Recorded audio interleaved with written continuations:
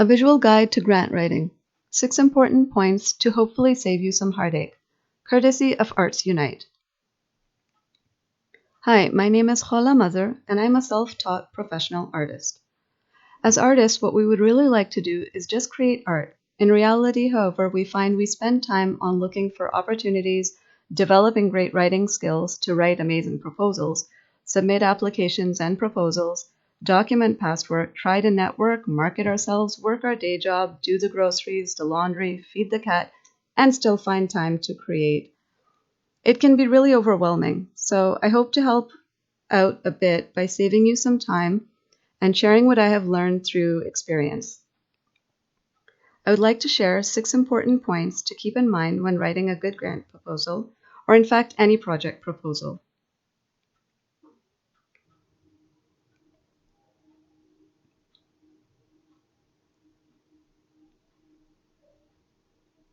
I decided to approach this webinar just a bit differently. I know as artists we are captivated by visuals,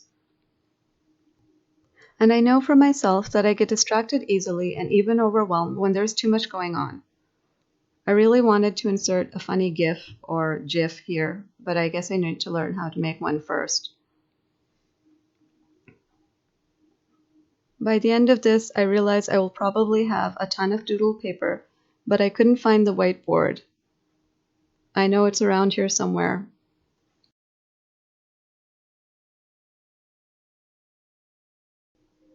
Over the past few years, I have written exhibition proposals, project proposals, and grant proposals. Some of them have been accepted, which makes you feel really great, and some have been rejected. It does hurt, but remember not to take it too personally, and just don't give up. You have to keep trying. It's all a learning experience, and you will grow from it. So here are the 6 points to keep in mind. Prioritize. Weed out all the irrelevant projects. Number 2, time management. Give yourself enough time. Number 3, satisfy the objective. Understand the ask and develop the idea.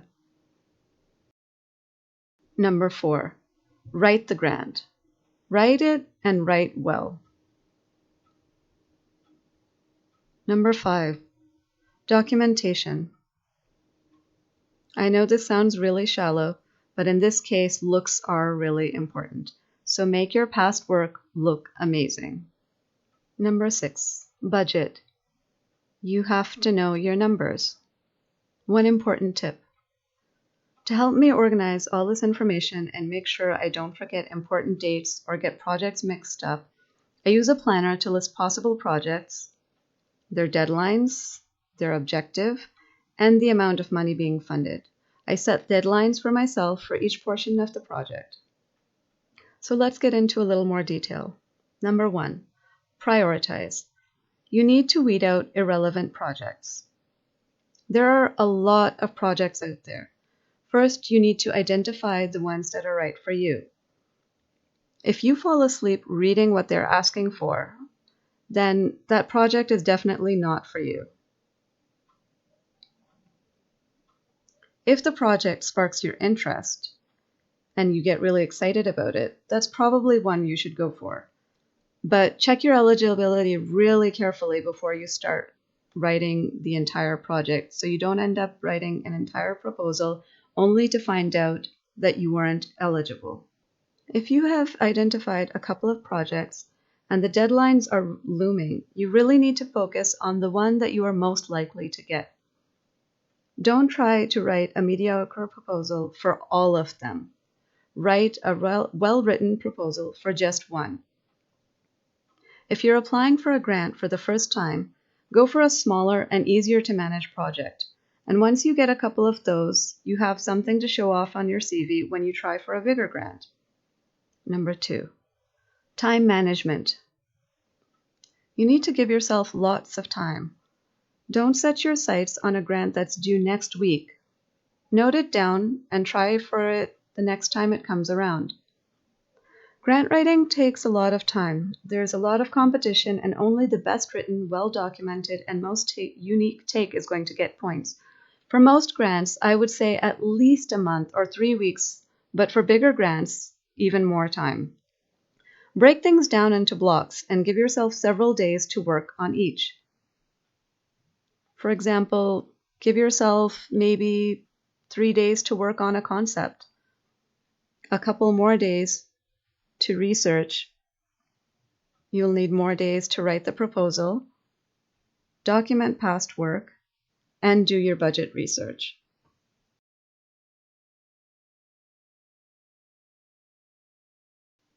Number 3, satisfy the objective. You need to understand exactly what the grant is asking for and develop an idea as closely around this as possible. Take time to research past grant winners. How did their idea satisfy all the objective?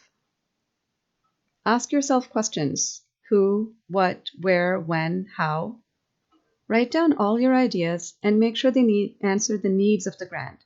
If you aren't sure about something, don't be afraid to ask questions. On the grant program, on the website, there's always an email or a phone number for the program administrator.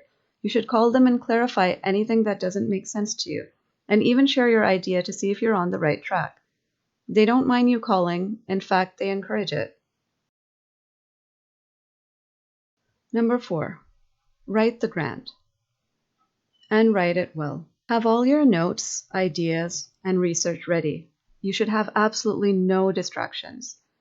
If you've got an Instagram post that you've just put up, please don't check how many likes you've got on it. Put your cell phone away. Use descriptive words. Check for synonyms so you don't repeat the same words over and over. Check your grammar. Check your spelling. Write well, but don't use pompous art jargon because it makes you sound, well, pompous. You are a humble but confident artist, and the evaluators are not hoity-toity art critics. They're often just fellow artists and people who love art and understand the need for sharing it. Make sure to proofread all your work, then leave it for a couple of days and come back to it with a set of fresh eyes. Always get someone to proofread your work as well and give you an honest opinion. That person should not be your mom. Don't forget to check off all the questions that were asked and have been answered by your proposal. Making a checklist is a good idea. Sometimes they even provide a checklist on the program. Number 5, documentation. Always keep your CV up to date with your latest achievements. However, it should also not look like a section from an encyclopedia. So if you have a lot to say of maybe exhibitions, pick your latest and your best. Don't send in a 50-page CV.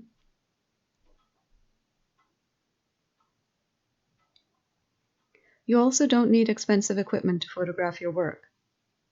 The latest cell phones have amazing cameras, so take advantage. Lighting is really important. When you're taking your picture, make sure your arms and hands are steady. Keep your elbows close to your body. Hold your breath for a couple of seconds. Take a couple of pictures. Or you can even set the timer so that your camera isn't moving while you press the button. Choose the clearest picture and crop it neatly. When I photograph my work, I find it easiest to place on the ground near a window with plenty of daylight and stand over the work to take the photograph.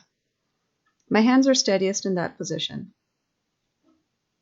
You can also fold a piece of white cardboard and put it on the other end of your work so that it reflects light back onto your work and you avoid those dim spots. Just don't forget to crop out your toes. Another thing you need to be really careful is you need to label your images according to the instructions given on the program. The last thing you want is for your work to be admired, but nobody knows who the artist is because you forgot to label it. If you have plenty of work to choose from, Choose your latest and your best work. Don't send in your first piece of work just because you're emotionally attached to it.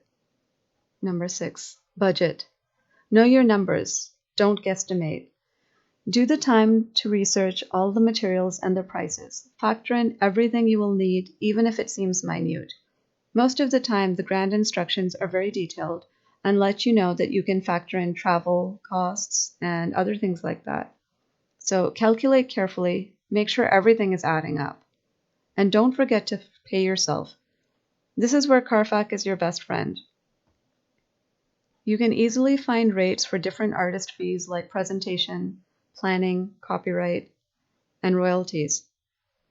All these things are mentioned on their website, so be sure to check it all out.